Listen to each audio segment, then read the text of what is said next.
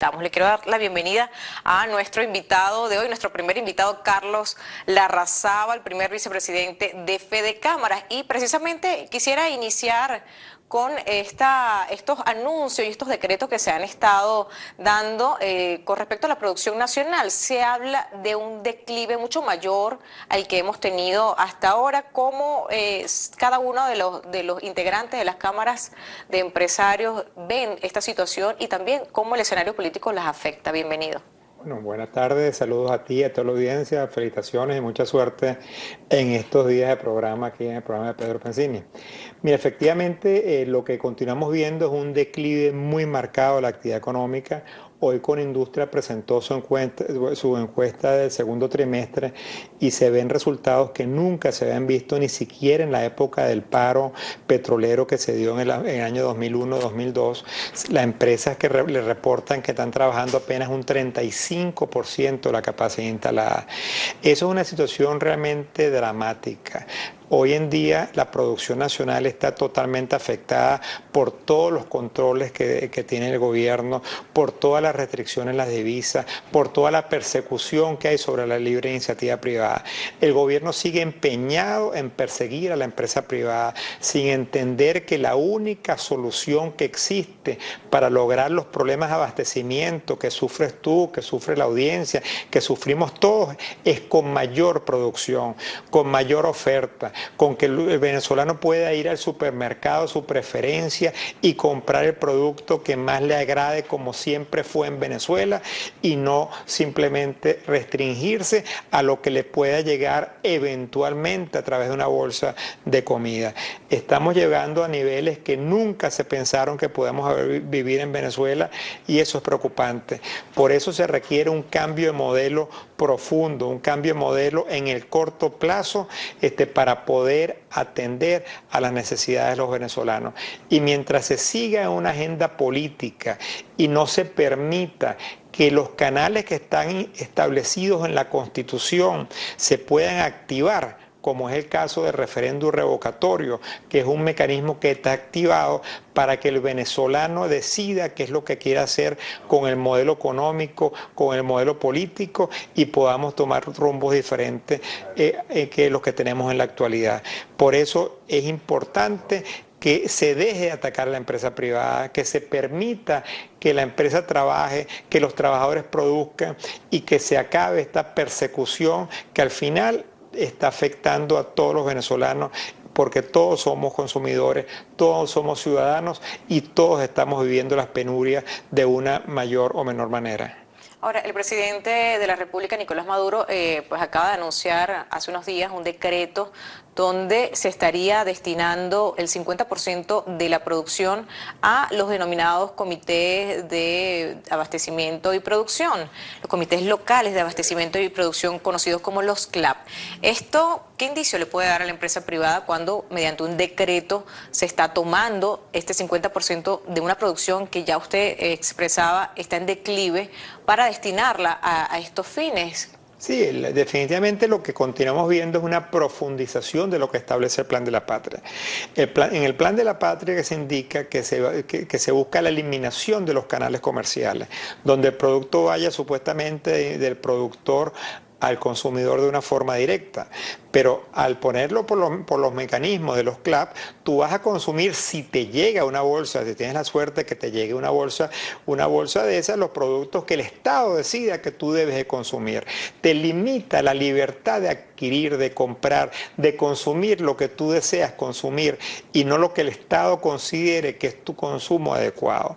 O sea, hoy en día lo que estamos viendo con ese mecanismo es que se va un mecanismo de distribuir la miseria, distribuir el poco volumen de producto que tenemos. Lo que hay es que cambiar, repito, el modelo económico para poder crear confianza, para que venga inversión, para que todo el altísimo potencial que tiene Venezuela y los venezolanos de producir, de crear, de innovar, de abastecer todas las necesidades nuestras y hasta de exportación, lo podamos hacer, pero un modelo de libertades, no un modelo de persecución y de ataque sobre la libre iniciativa privada.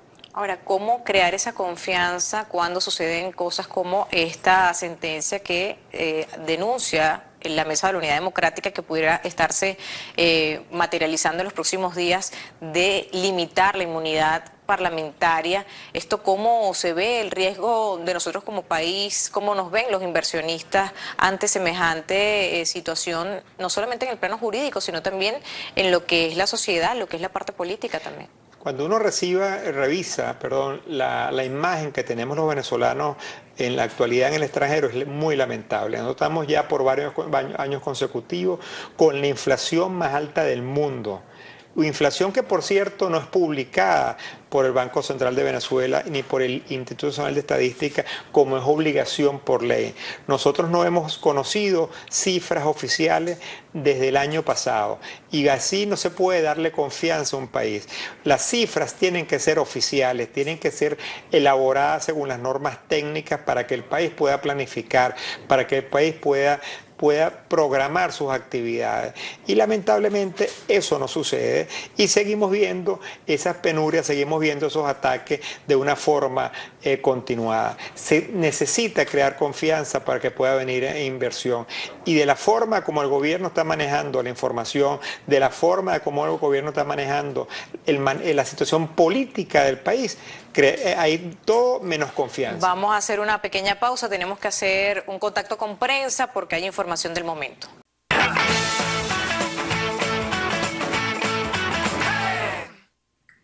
Bien, continuamos analizando la situación de Venezuela, la situación económica y por supuesto la producción nacional. Habíamos hablado en el segmento anterior sobre la crisis por la que enfrenta el sector, una mayor crisis a la que ya se anuncia un declive de la producción, se habla de un 30%. ¿Hasta dónde puede el consumidor venezolano aguantar? Porque si estamos produciendo un 30% y se habla de un declive, ¿hasta dónde realmente pudiera tolerarse esta caída en la producción nacional?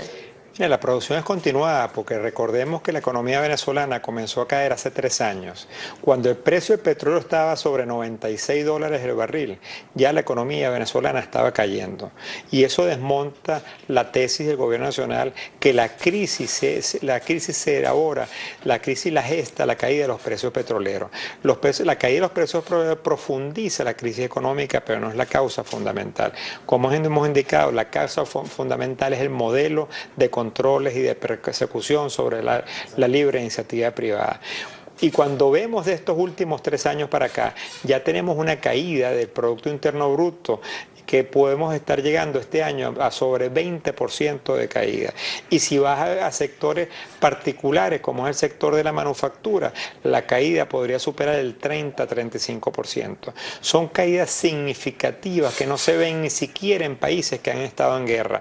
Por eso los fuertes niveles de desabastecimiento, porque el gobierno nacional creó un modelo de persecución que se basó sobre una sola variable: altos precios de petróleo con altas importaciones para sustituir la producción nacional. Ahora no tenemos cómo financiar esas importaciones y el venezolano paga las consecuencias.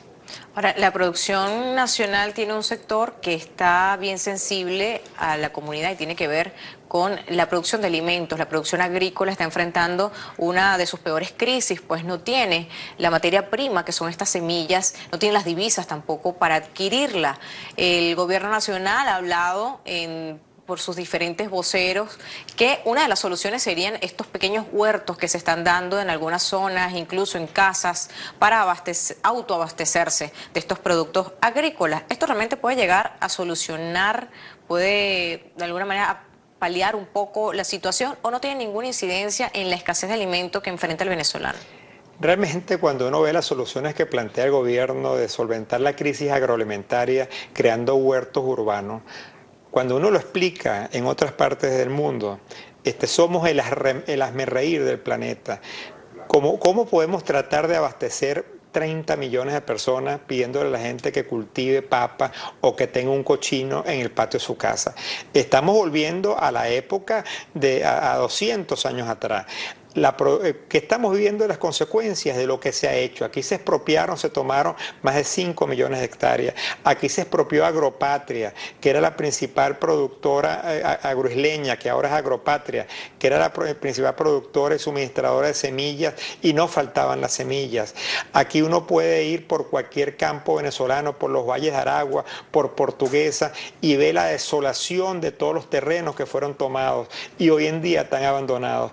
Y en vez de regresarle todos esos terrenos a sus legítimos propietarios para poder poner a producir, estamos creando ahora esto de los huertos urbanos. Si uno observa las estadísticas del INE, en el año de 1998 teníamos aproximadamente 830.000 personas trabajando en el campo.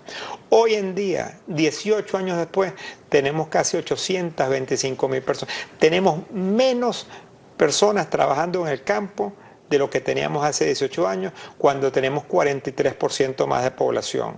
Entonces, eso refleja la política de destrucción que hemos tenido con el gobierno nacional, de lo hecho en Venezuela, de lo que puede fabricar el venezolano con sus manos y sus trabajadores, y el gobierno mismo ha montado una política de lo que hace es propiciar las importaciones mientras se podía. Se nos acabaron los dólares, se acabó la fiesta y ahora estamos pagando las consecuencias.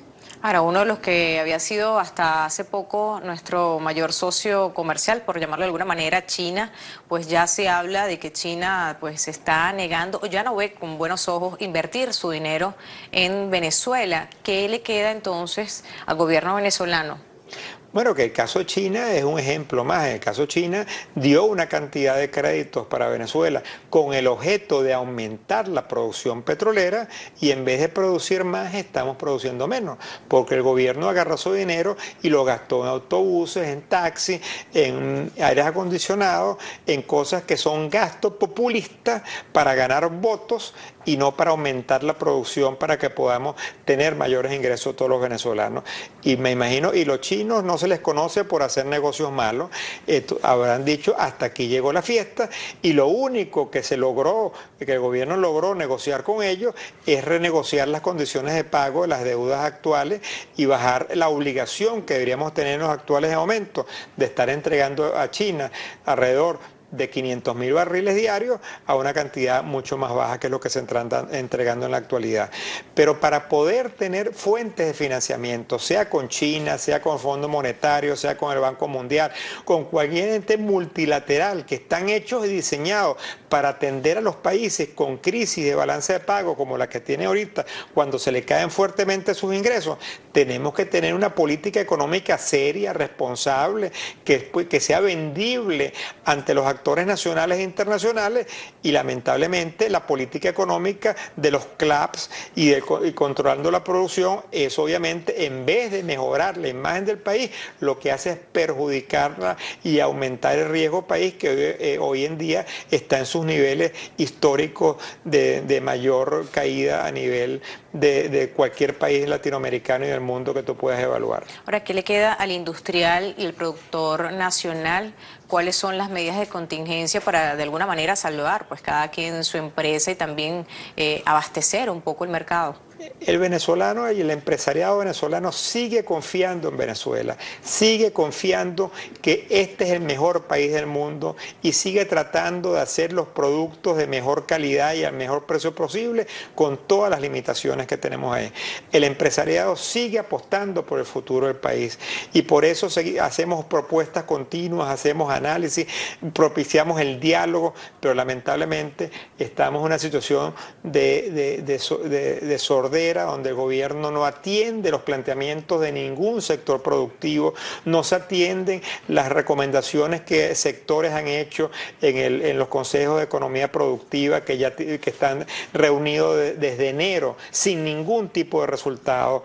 ¿Por qué? Porque la agenda es política, la agenda es ideológica, y mientras nosotros no salgamos y eliminemos el plan de la patria y volvamos al único plan que existe en Venezuela, que es la Constitución, donde está garantizada la libre iniciativa privada, donde cada venezolano se puede dedicar a la actividad económica de su preferencia y no a la actividad que el gobierno te quiere imponer con las restricciones que nos pone todos los días.